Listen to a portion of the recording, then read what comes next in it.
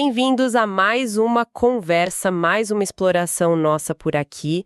Hoje o papo vai fundo, viu? Vamos mergulhar nas origens de uma potência maçônica super importante em São Paulo, a GLASP, a grande loja maçônica do estado de São Paulo. Isso aí. A ideia é entender o como e o porquê ela surgiu, sabe? Vendo um pouco da história do Brasil, da maçonaria da época.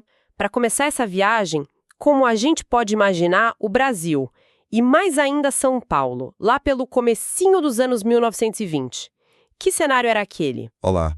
Essa pergunta é chave para começar. Olha, os anos 20 no Brasil eram um caldeirão, né? A gente estava na República Velha, com as oligarquias mandando, mas ao mesmo tempo muita coisa borbulhando por baixo.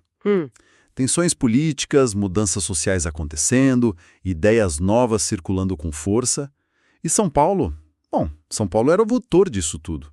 O café ainda era o grande negócio, claro, mas a cidade estava numa transformação, assim, frenética. Frenética como... Urbanização acelerada, sabe? Indústria começando a aparecer com mais força, muita imigração chegando, gente de todo lugar e, talvez o mais importante para a nossa história, uma classe média urbana crescendo, se firmando. Gente com novas ideias, novas demandas, né? Tinha uma energia diferente no ar de São Paulo. Entendi. E a maçonaria? Como entrava nessa equação toda? Então, a maçonaria já tinha um pé bem fincado na história do Brasil. Participou em momentos decisivos, tipo independência, abolição. Sim, sempre se fala disso. Exato. E muitas lojas, justamente nessa época, reuniam essa galera da nova classe média. Intelectuais, profissionais liberais, pessoal engajado nos ideais de liberdade, igualdade, fraternidade. A grande organização maçônica da época era o Grande Oriente do Brasil, o GOB, com sede lá no Rio. Ah, o GOB. Isso. Só que o GOB ele não estava separado do resto do país, né? Ele refletia essas tensões todas, vivia seus próprios conflitos internos, e isso vai ser fundamental para o que aconteceu depois aqui em São Paulo. Esses conflitos internos no GOB, então foram eles o estopim para essa história da GLASP surgir em São Paulo? O que aconteceu de tão sério assim? Foi o gatilho, sim. A faísca mesmo foi uma crise feia no GOB em 1921. Tudo gerou em torno de uma eleição para grão-mestre adjunto. O cargo ficou vago porque o titular, Luiz Soares Horta Barbosa, faleceu. Certo. Aí disputaram a vaga duas figuras, Mário Marinho de Carvalho Beiring e o general José Maria Moreira Guimarães. E aí? Bom, na contagem inicial dos votos que eram considerados válidos, o general Moreira Guimarães tinha levado a melhor, tinha mais votos. Só que aí vem o problema. A junta que foi apurar o resultado levantou um monte de alegações de irregularidade. Normal em eleição disputada. Pois é, mas aí eles decidiram anular um volume bem grande de votos. Dos dois lados, tá? Só que o ponto crucial foi que essa anulação acabou sendo, digamos, desproporcional. Tiraram mais votos válidos do Guimarães. Ah, entendi. Resultado, o Mário Behring foi declarado eleito, mesmo tendo recebido menos votos válidos na contagem original. Nossa, imagina a confusão. Exato. Isso caiu como uma bomba, principalmente aqui em São Paulo. Muitas lojas paulistas se sentiram, assim, profundamente injustiçadas, desrespeitadas pelo poder central lá do Rio. Ficou uma sensação muito forte de manipulação, sabe? Para muitos maçons daqui, foi a gota d'água. O copo já estava cheio com outras insatisfações. Quer dizer, uma briga de poder lá na cúpula nacional acabou acendendo um movimento separatista aqui em São Paulo. Parece até um reflexo pequeno das tensões maiores do país, né? Foi o catalisador direto, sem dúvida. Mas a história tem umas ironias, né? O próprio Mário Behring, que foi eleito nessa confusão toda, ele já tinha uma visão meio crítica sobre como a maçonaria brasileira era organizada, muito centralizada no GOB. Ah, é? Sim. Ele tinha viajado para a Europa, para a França principalmente, e viu que lá fora o modelo mais comum era outro. Eram potências simbólicas menores, mais autônomas. Potências simbólicas. O que seria isso exatamente? Basicamente são as grandes lojas, organizações independentes que cuidam dos 3 primeiros graus da maçonaria, aprendiz, companheiro e mestre, e têm autoridade sobre um território específico, tipo um estado, uma região. Entendi. O Behring sacou que o modelo do Brasil, com o GOB controlando tudo do Rio, era diferente disso.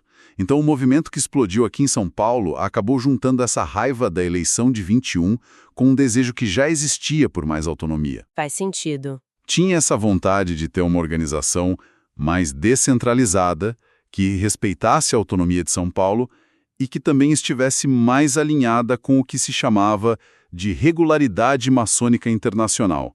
E essa regularidade valorizava justamente essas grandes lojas estaduais independentes. E como São Paulo reagiu na prática? A reação foi rápida.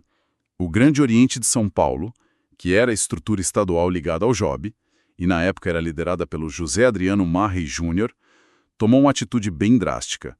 Em julho de 1921, logo depois dessa eleição polêmica, eles decidiram se desligar do JOB. Romperam mesmo. Romperam. Foi um desligamento formal. E isso abriu a porta para criar uma entidade maçônica paulista totalmente nova, soberana. Entendi. Então essa busca por regularidade internacional não era só uma questão de seguir regra. Era quase uma afirmação de identidade, né? São Paulo querendo ter sua própria voz na maçonaria sem ficar dependendo do Rio. Exatamente isso. Era uma busca por autogoverno, por legitimidade perante o mundo maçônico. Significava adotar um jeito de se organizar que era reconhecido pela maioria das grandes lojas pelo mundo, principalmente na Europa, na América do Norte. E na prática? Na prática, isso daria para as lojas daqui o poder de cuidar dos seus próprios assuntos, eleger seus líderes locais, administrar o próprio dinheiro e buscar reconhecimento direto lá fora, sem precisar passar pelo GOB. Era uma mistura de coisas: organização mais prática, afirmação política dentro da maçonaria e também um alinhamento filosófico com o modelo que predominava no mundo. Faz todo sentido. E como essa vontade toda virou realidade? Como a GLSP nasceu de fato? Bom, o nascimento oficial mesmo da grande loja maçônica do estado de São Paulo, a GLSP, ainda levou uns aninhos depois desse rompimento para se concretizar. A data oficial que marca a fundação é 2 de julho de 1927. 1927. E onde foi isso? A escolha do lugar foi bem simbólica. Eles fizeram a sessão de instalação no Templo Centenário da loja Amizade número 1. Ficava ali na rua Tabatingueira 37, aqui em São Paulo. A loja Amizade. A mais antiga, né? Exatamente. Usar a sede da loja mais antiga, num templo com história, deu um peso, uma legitimidade importante para aquele momento de fundação, sabe? Imagino. Nessa sessão mesmo, eles montaram uma administração provisória para tocar a nova grande loja. E o irmão Carlos Reis foi indicado e tomou posse ali na hora como o primeiro grão-mestre da GLSP. A sede provisória inicial também ficou nesse endereço da Tabatingueira. Foi ali que nasceu oficialmente uma nova fase para a maçonaria aqui em São Paulo. Que interessante essa escolha de um lugar já com tanto significado para marcar o começo.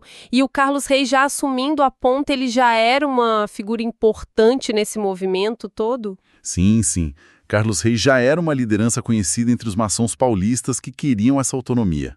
A escolha dele para ser o primeiro grão-mestre não foi à toa, e a influência dele e da família dele ia marcar muitas primeiras décadas da GLSP. Como sim da família? Ele liderou de 1927 até 1931. Logo depois, quem foi eleito foi o irmão dele, Benjamin Reis, e o Benjamin ficou um tempão, 2 mandatos, que somaram 15 anos no cargo. E depois dele, em 1944, assumiu o Carlos Reis Filho, filho do primeiro, que ficou até 1950. Se você somar tudo, dá quase 23 anos seguidos com a família Reis na liderança da GLSP. Nossa, quase 23 anos. Uma dinastia, praticamente. Hoje em dia talvez gerasse mais discussão, né? Mas naquela época, essa longa liderança familiar provavelmente deu uma estabilidade, uma continuidade que foram essenciais num período que foi muito, muito turbulento. Pensa só no maior desafio: o Estado Novo do Getúlio Vargas, Ah, a ditadura Vargas. Isso. A partir de 1937, a maçonaria sofreu uma repressão muito forte no Brasil todo. Foi obrigada a fechar as portas, suspender as atividades. A GLESP ficou inativa por 2 anos e 9 meses. Um silêncio forçado. Que período difícil. Muito. Só em julho de 1940, quando o governo deu uma afrouxada, é que as atividades puderam voltar. A GLESP reabriu os trabalhos já na sua 4ª sede, um imóvel lá na Rua Bresser, número 1145. Ficou lá até 1949. Essas mudanças de endereço nos primeiros anos mostram bem isso. Uma instituição tentando se firmar, achar seu espaço físico, enquanto lidava com perseguição política e se organizava internamente, tudo sob a liderança dos reis. Ter essa liderança estável nesse cenário tão adverso pode ter sido crucial para a GLESP sobreviver e se consolidar depois. Nossa, faz sentido. 23 anos com a mesma família e ainda atravessando a repressão do Estado Novo, dá para imaginar que isso criou uma resistência muito grande na GLESP, talvez até uma certa necessidade de se fechar um pouco para sobreviver ali no começo. Uma marca profunda, com certeza. Mas sabe que, pesquisando, às vezes a gente acha outras datas associadas à GLESP, tipo 1944 ou 1981. O que são essas datas? Essa é uma confusão bem comum mesmo, vale a pena a gente esclarecer. A data de 1944 não é da fundação da GLSP, não. Ela bate com o começo da gestão do Carlos Reis Filho, o 3º grão-mestre daquela sequência familiar. Ah, tá. Algumas fontes por aí, às vezes até sites, mencionam essa data. Talvez por causa de algum registro interno específico da época, ou talvez relacionado a alguma filiação posterior a outros órgãos maçônicos. Por exemplo, a Confederação da Maçonaria Simbólica do Brasil, a CMSB, só foi instalada bem depois, lá em 1966. Mas assim, o site oficial da GLSP e os registros históricos mais confiáveis são muito claros.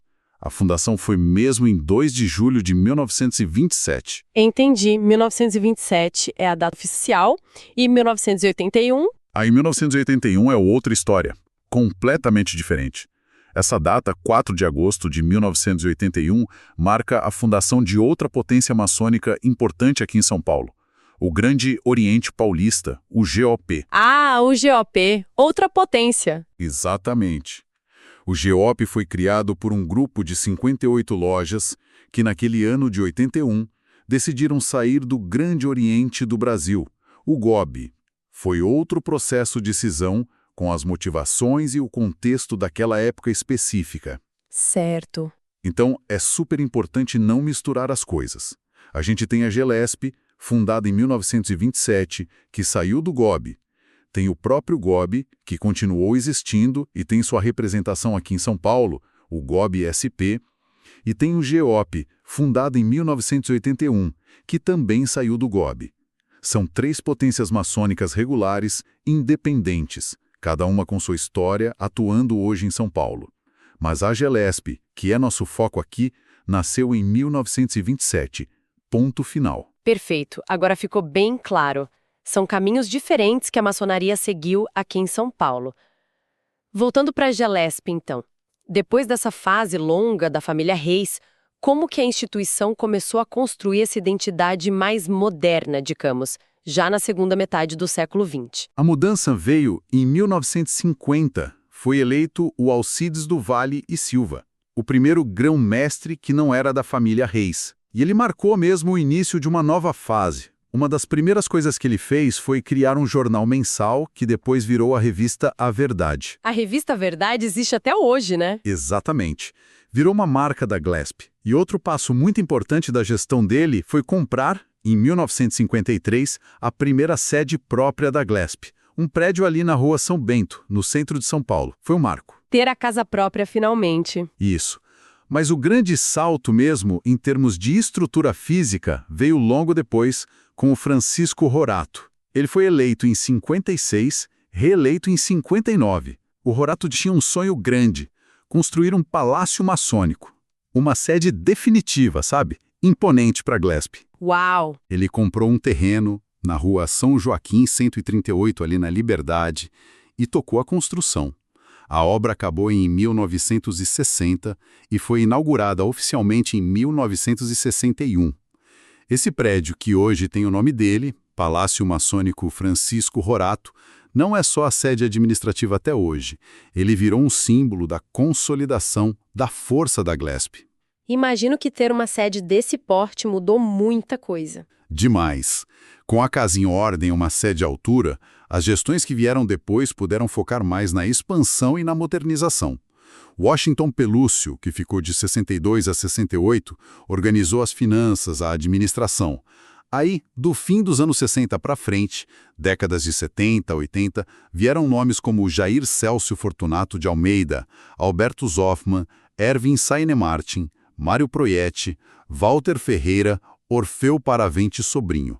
Foi um período de crescimento muito forte. Crescimento em que sentido? O número de lojas filiadas disparou, chegou a 220 em 1983. Foi uma época de modernizar a administração, reorganizar o Estado em distritos maçônicos, começar a usar informática e um passo importantíssimo. Foi nesse período que a GLSP conseguiu o reconhecimento oficial da Grande Loja Unida da Inglaterra. A Grande Loja da Inglaterra. Isso é importante. Importantíssimo. É a potência maçônica mais antiga do mundo, considerada a mãe de muitas outras. Ter o reconhecimento deles é como um selo de legitimidade internacional fundamental. Abriu muitas portas. E também foi nessa época que começaram a se formalizar acordos para dividir o território aqui em São Paulo com o GOB, para poderem coexistir de forma mais organizada. Impressionante essa fase. O projeto da sede parece que foi mesmo um divisor de águas. E esse crescimento todo depois mostra que essa base sólida, física e administrativa, preparou a Glesp para se tornar essa potência grande que é e como ela chegou no século XXI. Ela entrou no novo milênio tentando achar esse equilíbrio, sabe? Entre manter as tradições e se modernizar ainda mais. Os grão-mestres mais recentes, como Pedro Luiz Ricardo Gagliardi, Francisco Gomes da Silva, Ronaldo Fernandes, já neste século, continuaram profissionalizando a gestão. Profissionalizando como? Mais eficiência administrativa, controles financeiros, mas também teve um investimento grande em eventos culturais, intelectuais, em fortalecer os chamados graus filosóficos, que são continuações dos estudos maçônicos depois dos 3 primeiros graus, e também em obras sociais e de infraestrutura bem relevantes, como a construção do Retiro do Mação Idoso e um prédio administrativo novo anexo lá na sede São Joaquim. A imagem que a Glesp trabalhou para construir é essa: uma instituição sólida financeiramente, bem gerida, transparente e muito engajada em ações para a sociedade. Olhando para essa história toda, desde aquela cisão lá nos anos 20 até essa consolidação toda no século XXI, qual você diria que é o principal legado, a marca que a Glesp deixou na maçonaria aqui de São Paulo e até no Brasil? Olha, o legado é grande e tem várias faces, né? Acho que, primeiro, a Glesp foi pioneira aqui em São Paulo em estabelecer e consolidar um modelo de maçonaria que é ao mesmo tempo regular, ou seja, segue os padrões tradicionais, e autônoma, independente do poder central que existia na época. Certo. Isso não só deu uma identidade muito forte para a maçonaria paulista, mas acabou inspirando a criação de outras grandes lojas parecidas em outros estados do Brasil. Ajudou a criar uma estrutura maçônica no país que é mais descentralizada, mais alinhada com o que se faz no resto do mundo. E aquele reconhecimento da Inglaterra, que a gente falou, foi a confirmação disso. Abriu as portas para o relacionamento com maçons do mundo todo. Além dessa parte de organização, o que mais? Além disso, tem o papel na promoção dos ideais maçônicos. Liberdade, igualdade, fraternidade. A Glesp sempre foi um espaço importante para o debate de ideias, para a formação das pessoas, não só como maçons, mas como cidadãos. A revista A Verdade, que está aí há tanto tempo, mostra esse compromisso com divulgar conhecimento, com pensar a sociedade. E, claro, não dá para esquecer a parte de filantropia, de ação social. Projetos como o Retiro do Mação Idoso são a tradução desses ideais em ajuda concreta para a comunidade. E hoje, qual é a relevância? Hoje a Glesp continua sendo uma das maiores e mais influentes potências maçônicas do Brasil. Tem uma estrutura forte, muitas lojas, muitos membros, e essa atuação em várias frentes garante que ela continue relevante, tanto para o desenvolvimento pessoal de quem faz parte, quanto como uma voz ativa na sociedade. Então, o legado é esse, uma instituição que nasceu buscando autonomia, sobreviveu a tempos muito difíceis, se consolidou, se estruturou e continua aí, ativa, promovendo seus princípios. Uma trajetória e tanto, realmente. Cheia de desafios, de transformações. E tem um detalhe final que eu acho fascinante, que meio que amarra tudo isso e olha para o futuro. Lá na sede da Glesp, guardadinha, existe uma cápsula do tempo. Uma cápsula do tempo? Sério? Sério, ela foi lacrada e só deve ser aberta em 2027, quando a Glesp completar 100 anos. É um símbolo muito forte dessa ligação entre as gerações, sabe? Da continuidade dos ideais. É um convite para os maçons do futuro olharem para trás, verem tudo isso que a gente conversou e refletirem sobre o caminho que foi percorrido e o legado que eles receberam. Uma cápsula do tempo. Que ideia sensacional! Fico imaginando o que eles colocaram lá dentro, que mensagem queriam passar através de um século inteiro, depois de tudo que passaram para construir essa instituição. Muito, muito interessante mesmo. Chegamos ao fim desse nosso encontro em maçonaria para não iniciados.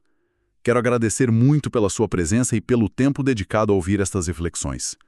Lembramos sempre que este é só o começo de uma jornada de diálogo e aprendizado. Suas dúvidas e sugestões são muito importantes para que possamos construir juntos os próximos episódios. É só escrever para nãoiniciado@gmail.com, vai ser um prazer receber sua mensagem. E não deixe de explorar os outros episódios já disponíveis no canal. Cada um traz novas histórias, símbolos e perspectivas que podem enriquecer ainda mais o seu caminho de descoberta. Até o próximo episódio.